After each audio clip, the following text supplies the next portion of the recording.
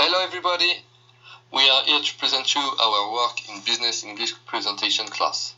We choose with my group, composed of Martina, Martin, Ryan and I, Remy, the following topic: the implantation of organic food in our society.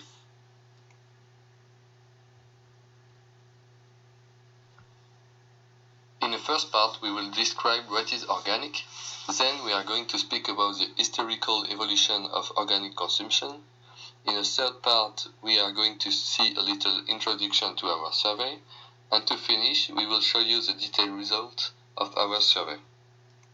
First part, what is organic? General purpose.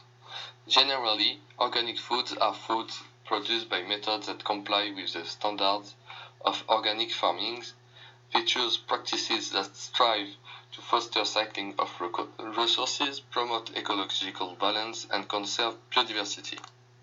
Require producer to obtain special certification based on government-defined standards in order to market food as organic within their border organic farming. Also, processed organic food usually contains only organic ingredients. If non-organic ingredients are present, at least a certain percentage of the food's total plant and animal ingredients must be organic. For example, it is 95% in the United States, Canada and Australia. Moreover, there are differences between each country. As you can see on this slide, each country has their own standards and consequently not the same rules about organic. Now, let's see what are the benefits of organic consumption. First of all, there is a big benefit for our health. Indeed, organic prevent premature aging, prevent cancer, linked to presence of chemical into the products, reduce the risk of heart disease, help the body with non-sticking process of toxic products of industries. Secondly, there is a big benefit for our planet. Organic products permit to preserve biodiversity. Indeed, some pesticides used to protect the production can cause collateral damage on the surrounding insects and plants. Groundwater are polluted by giant industries, containing important reserves of clean water. For the air and the global warming effect, organic agriculture contributes to mitigating the greenhouse effect and global warming through its ability to sequester carbon in the soil. Also, it is well known that some soils are condemned on the long term by the industrial exploitation. So thank you Remy, thank you very much. And now we are going to see the historical evolution of organic consumption. And first, we need to know that organic production is the original way of producing since the dawn of times. Indeed, we did not have all these chemicals before, and now, since the beginning of the pre-World War II, the organic food started to disappear a bit because during the beginning of the 20th century, we saw simultaneous advances in biochemistry and engineering that rapidly and profoundly changed farming methods. Indeed, there was, for example, the introduction of gasoline powered. It's an internal combustion engine rich in the area of the tractor, in the motor of the tractor, who can make it function. And also, there have been some research in plant breeding that lead to the commercialization of hybrid seed. So it's the beginning of GMO. And also the introduction of nitrogen fertilizer and herbicides during this period, who have changed the way of producing. So all this improvement of producing improvement we saw in the economy as revolutionary, but feared by some scientists. Sorry, and also in the same period, the term organic farming was coined by Lorne Northbourne, also known as by his name, the fourth Baron of Northbourne. In this book, he wrote "Look to the Land", written in 1939 and published in 1940. from his conception of the farm as an organism. He described it as an holistic, ecologically balanced approach to farming. In the other part of the world, in Japan, Mansobu Fukuoka, a microbiologist working in the soil science and plant technology, also started to adapt about this kind of method, using pesticides and etc. In 1937, he quit his job as a research scientist and returned to his family farm in 1938 and devoted the next 60 years to develop a radical non-till organic method of growing and producing. He known it natural farming, do not nothing farming, Fukuoka farming, or moreover natural farming. So, oh yeah. So now we are going to see the evolution basically during the 23rd century from 1997 until now, but this graphic finished at 2013. And this is very interesting because we are going to see the problem in three dimensions. First, the sale of organic food in US billion of dollars. In the same area, we are going to see the land area which allow to produce organic food in function of the time. So in 1997, the sales of organic food was only 10 billion of dollars. Indeed, in this time, a lot of pesticides were involved, reducing cost, a lot of products, a lot of GMOs. It was the boom of this kind of products, and the industry was doing a lot of products using it. And the organic was not really implanted in the mind, in the healthcare of the population. This have a constant evolution over the time, and we can see, for example, in 2007 that the sales are approximately of 45 billion of dollars, and this is increasing until 2013.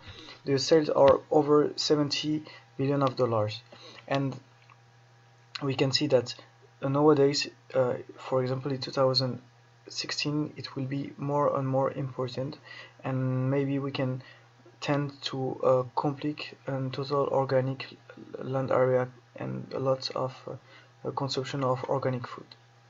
So now I will let my colleague continue. Martin, can you continue, please? Some interesting facts that we want to share with you guys. First, we want to give you some basic info about our respondents. These two column charts represent gender and age. On the top chart, we can see that both men and women stand for the 50% of the amount of 30 people. Most of them are at the age between 19 and 24 years. Only one respondent was older than 25 years, as we can see on the bottom chart. For the question if our respondents consider themselves an organic consumers, most of them answered that they do. These represent almost half of the total amount.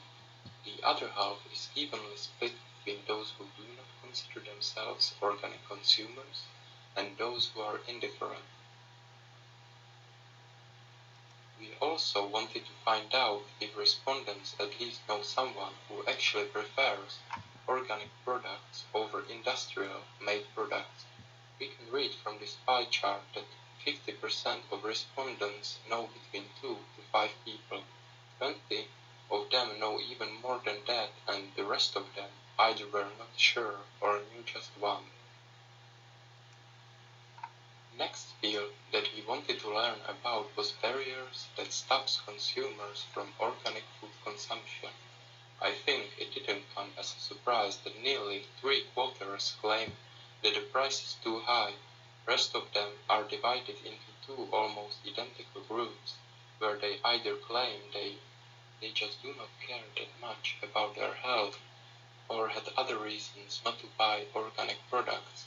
Again, it was not a surprise that no one claimed his reason is lack of interest about environment. Well, maybe that's a good start. Have you guys ever heard about the OCA? It's an online non-profit public interest organization campaigning for health, justice, and sustainability. The OCA deals with crucial issues of food safety, industrial, agriculture, genetic engineering, children's health, corporate accountability, fair trade, environmental sustainability, and other key topics. It's the US organization focused exclusively on promoting the views and interests of the nation's estimated 50 million organic and socially responsible consumers. Through the OCA's Safeguard Organic Standards campaign, the organic community over the last few years have been able to enforce strict organic standards. They perform many activities such as Breaking the Chain campaign.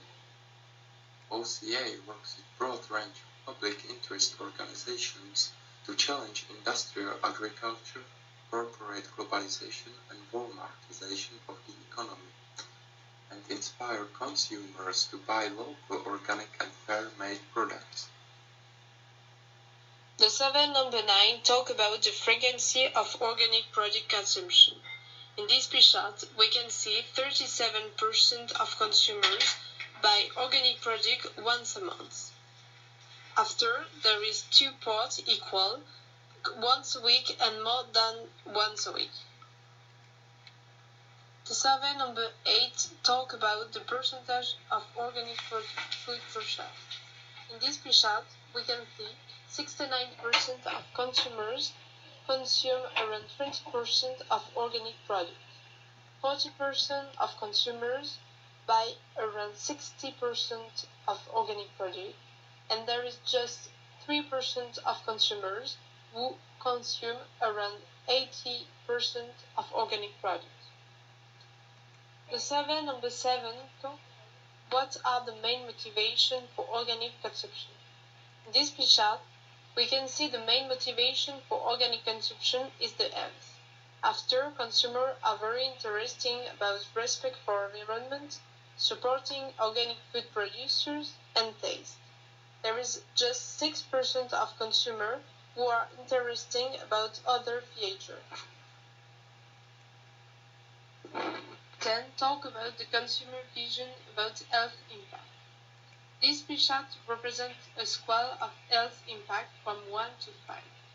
27% of consumers think that organic products have a very strong impact of health, and 27% think that organic products have a very medium impact, compared to 10% think that organic products don't have impact of health. In the survey number 11, we asked for consumers if organic farming have an application in environmental protection. In this pie chart, 87% answer yes and just 13% answer no. On the survey number 12, we asked for consumers if organic agriculture can begin intensive and global. In this pie chart, we can see 60% of consumers say it's unrealistic and 40% say it's possible. On the survey number 13, we asked for consumers if they are ready to consume only 100% of organic products. This pie chart shows 87% of consumers are ready to consume just organic products, and 30% are not ready. On the survey number 14, we asked for consumers if they are ready to improve their organic product consumption. 57% they answered yes, they are ready to increase their consumption, and 3% are not ready and they would like to decrease their product consumption, and 40% remain standing. Okay, thank you very much, Marina. So now we are we have presented you our work, and we hope that you like it. If you have any question, don't hesitate to ask your question, and we wish you a great day. Goodbye.